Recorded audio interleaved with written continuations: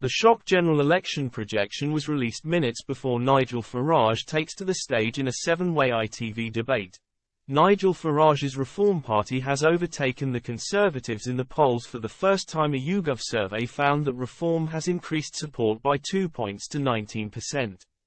The Tories are on 18%. The poll was carried out after Rishi Sunak launched the Tory manifesto on Tuesday. 8 in 10 of those backing Reform said a very large majority for Labour would be bad for the country. Speaking at an ITV debate tonight, Reform's Nigel Farage said, "Just before we came on air we overtook the Conservatives in the national opinion polls. We are now the opposition to Labour.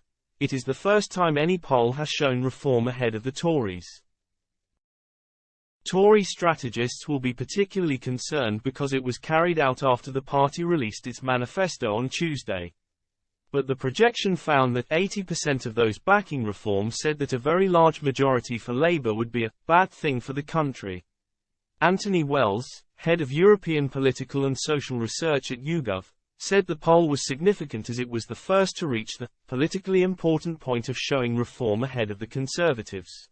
He continued, "Obviously all polls have a margin of error, so we can't conclude for certain that more voters now back Nigel Farage's party over the Conservatives. But what it does make clear is that at the very least the Conservatives and Reform are at a very similar level of support to each other.